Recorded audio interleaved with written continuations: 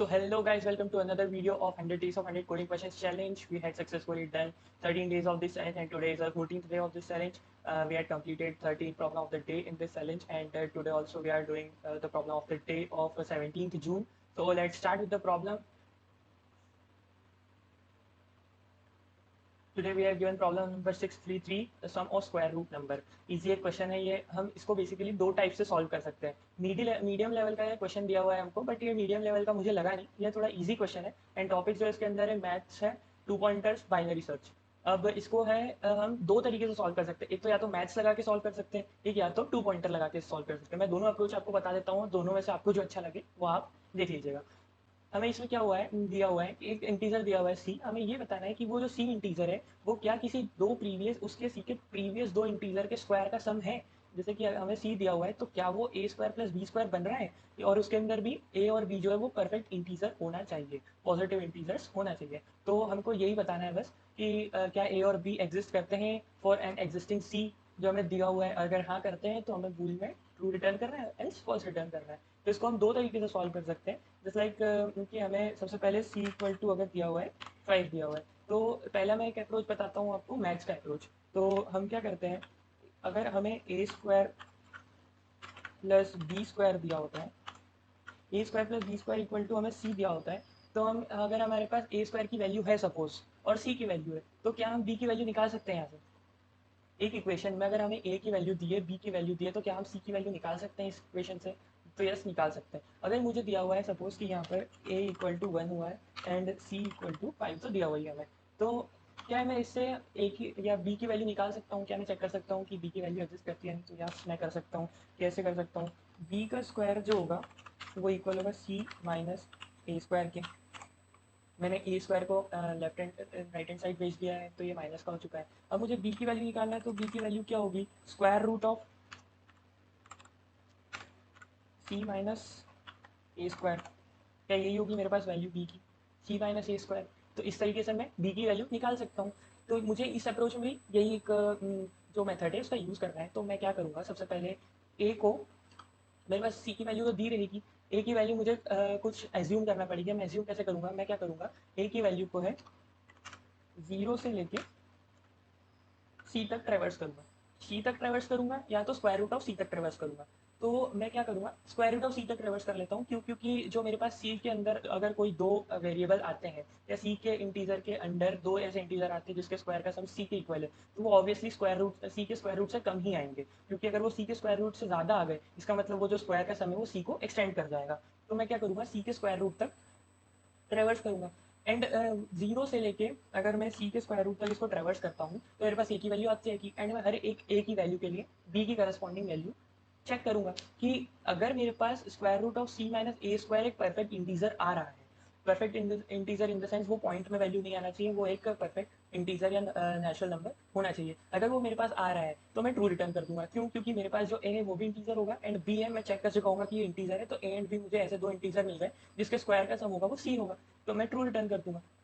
तो मैं ये वाला अप्रोच है जो उसको कोड करके देख लेता हूँ कि सबसे पहले मैंने कहा था कि एक फॉर लूप लगा के मुझे अब लेना पड़ेगा लॉन्ग. यहाँ पे मैं लॉन्ग क्यों ले रहा हूँ, क्यों, क्योंकि ए स्क्वायर का जो ए स्क्वायर हम लेंगे, क्योंकि हमें क्या करना है कि सी का स्क्वायर रूट लेना है. तो अगर ए स्क्वायर या मतलब अगर मैं देखूँ कि सी का स्क्वायर रूट जो होगा अगर वो इक्वल टू है ए के, तो मुझे सी की वैल्यू निकालना, तो मैं क्या करूँगा, ए का स्क्वायर कर दूंगा. Square root of C equal to अगर ए हुआ तो सी इक्वल टू ए का स्क्वायर होना चाहिए. तो मैं क्या करूँगा, इसमें रिवर्स कॉन्सेप्ट लगाऊंगा कि long A for long A equal to 0 to A into A is less than equal to अगर सी हो. मुझे यहाँ पे स्क्वायर रूट ऑफ सी लेने की जरूरत नहीं है, मैंने इस स्क्वायर रूट को इधर ट्रांसफर करके ए का स्क्वायर कर दिया, A plus plus. And then मैं चेक करूँगा कि एक मैं इंटीजर बना लेता हूँ, B equal to square root of S Q R T. एक हमारे पास सी प्लस प्लस में फंक्शन होता है जिससे हम स्क्वायर रूट कैलकुलेट कर सकते हैं किसी भी वेरिएबल या किसी भी इंटीजर का. तो मैं यहाँ करूँगा सी माइनस ए इंटू ए. सी माइनस स्क्वायर सी माइनस ए के स्क्वायर का जो स्क्वायर रूट होगा वो बी के इक्वल होगा. हमने यहाँ पे इक्वेशन दे के ली थी, तो इसका जो सम होगा वो ए के इक्वल होगा. अब मुझे चेक करना है कि क्या जो बी है, यहाँ पे मैं बी को इंट नहीं लेता, डबल लेता हूँ, क्योंकि मुझे उसकी करेक्ट वैल्यू चाहिए. अगर मेरे पास करेक्ट वैल्यू आएगी तभी मैं चेक करूँ कि वो इंटीजर है कि नहीं। तो क्या मेरे पास बी जो है वो इक्वल आ रहा है इंट ऑफ बी के? अगर हाँ, अगर आ रहा है तो रिटर्न कर दो ट्रू, एल्स रिटर्न कर दो फॉल्स। अब यहाँ पे मैंने ये क्या लगाया है, ये जो मैंने कंडीशन लगाई है वो क्या बोलती है कि यहाँ पर जो मेरे पास डबल पी की वैल्यू आएगी वो एक करेक्ट वैल्यू आएगी, पॉइंट में भी एग्जिस्ट करेगी। तो पॉइंट में अगर एग्जिस्ट करेगी तो वो इंटीजर नहीं कहलाएगी, एंड अगर इंटीजर नहीं कहलाएगी तो मेरे पास बी की कोई ऐसी वैल्यू है ही नहीं, परफेक्ट नेचुरल नंबर ऐसा कोई है ही नहीं जो एग्जिस्ट करता है सी के लिए, तो मैं उसकी जगह फॉल्स रिटर्न कर दूंगा। और अगर है इंट बी के इक्वल आ रही है, जस्ट लाइक कि 3.00 आ रही है वो 3 के इक्वल है, या वो इंटीजर है, तो मैं ट्रू रिटर्न कर दूंगा। और अगर मेरे पास ऐसा आ गया कि 3.15 आ गया तो वो 3 के इक्वल नहीं, वो इंटीजर नहीं कहलाएगा, 3.15 जो है वो इंटीजर नेचुरल नंबर नहीं कहलाएगा, तो मैं इसकी जगह फॉल्स रिटर्न कर दूंगा। तो मैं इसको रन करके देखता हूँ कि क्या मेरा क्वेश्चन रन हो रहा है, क्या कोड रन हो रहा है। जी हाँ, ये रन हो रहा है, एंड मैं इसको सबमिट करके देखता हूँ।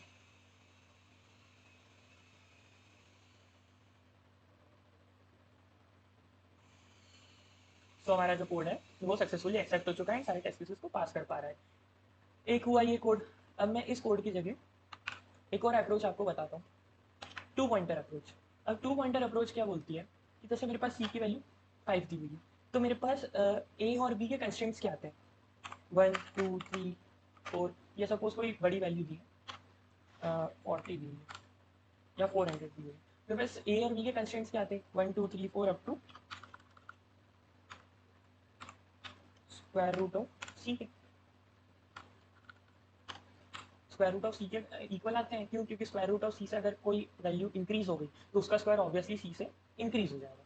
तो स्क्वायर रूट ऑफ सी के तक आ गए मेरे पास कंस्ट्रेंट। अब मैं क्या करूँगा, सबसे पहला पॉइंटर रखूंगा लेफ्ट पॉइंटर 1 पे, ठीक है, एंड सेकंड पॉइंटर रखूंगा मैं यहाँ पे जीरो को भी इंक्लूड कर लेता हूँ। तो सबसे पहला पॉइंटर मैं रखूंगा यहाँ पे जीरो पे, एंड सेकंड पॉइंटर रखूंगा मैं स्क्वायर रूट ऑफ सी पे। अब मैं चेक करूंगा यहाँ पर सम इक्वल टू, सबसे पहले मैं जीरो रखूंगा। मैं चेक करूंगा कि zero square plus square root of c का स्क्वायर, मतलब यहाँ पे मैं रखूंगा लेफ्ट पॉइंटर, एक लेफ्ट पॉइंटर में रखूंगा जीरो पे, एंड राइट पॉइंटर में रखूंगा स्क्वायर रूट ऑफ सी पे।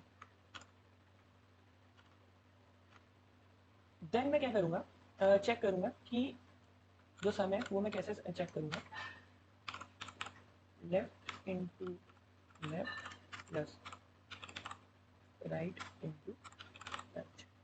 मैं इस तरीके से चेक करूँगा कि लेफ्ट का स्क्वायर और राइट का स्क्वायर का पहले मैं सम निकालूंगा। तो मेरे पास जो सम आएगा, अगर वो मेरा फेवरेबल वैल्यू से, जो मेरे पास सी दिया हुआ है, इफ सम जो है वो अगर इक्वल आ रहा है सी के, तो मेरे पास ट्रू रिटर्न हो जाएगा। दूसरी कंडीशन क्या बनती है कि मेरे पास जो सम है वो लेस देन रहेगा सी के।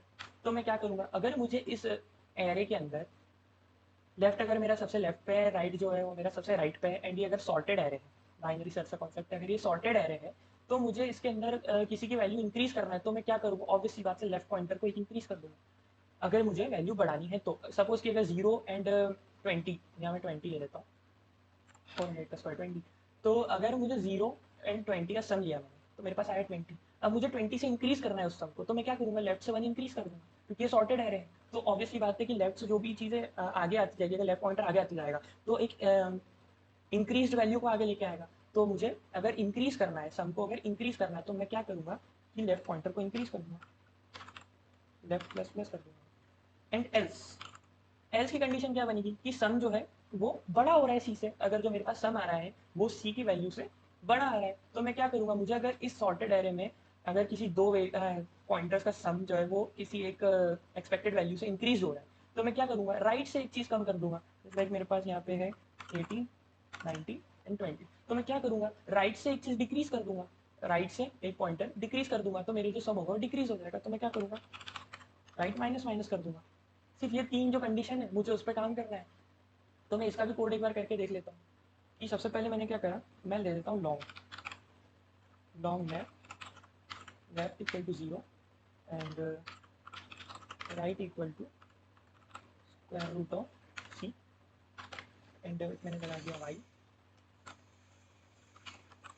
Left is less than equal to right, and मेरे पास जो कंस्टेंट्स है वो यहाँ से 0 से लेके स्क्वायर रूट ऑफ सी तक आ चुके हैं।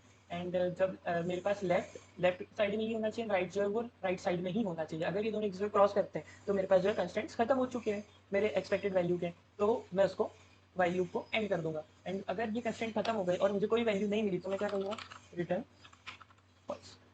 मैं रिटर्न कर दूंगा फॉल्स। अगर मिल रही है तो क्या करूँगा, मैं एक बनाऊँगा लॉन्ग सम।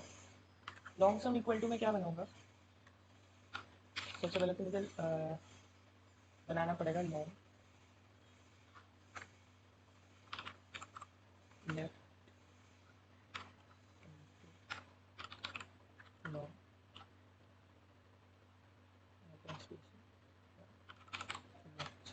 एंड इसको मैं ब्रेसेस के अंदर इंपोर्ट कर दूंगा एंड प्लस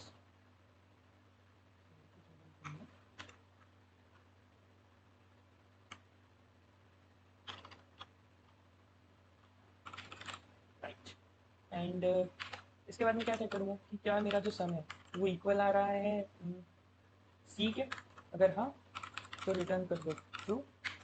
एंड अगर नहीं आ रहा है तो दो ही कंडीशन होगी, एक होगी स्मॉल की कि सम इज लेस देन सी।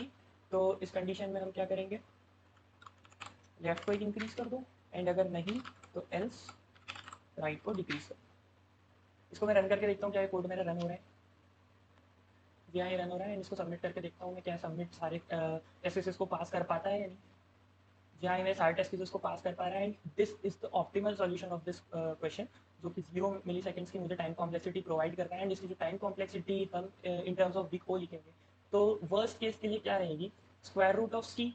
तो मेरे पास कंस्टेंट्स है उसके आधे कंस्टेंट्स को मैं वर्स्ट केस के लिए, सपोज मेरे पास जो मिडिल एलिमेंट है वही आ गया, या सबसे वर्स्ट केस जो मैं बोल सकता हूँ कि स्क्वायर रूट ऑफ सी तो वही रह गया एंड जो राइट लेफ्ट की वैल्यू है वो जस्ट राइट के पास आ गई।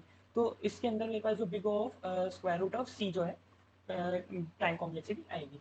एंड इसी के साथ हमने आज का जो कोड ऑफ द डे उसको कंप्लीट किया है। एंड इसी के साथ हमारा जो आज का चैलेंज था 14th डे उसका हमने वो भी पूरा किया है। And if you like my videos, please press the like button. And if you want to maintain your streaks with me on Elite Code, please subscribe my channel and hit the bell icon and set it to all so that you can get all the notifications of my new videos. Thank you.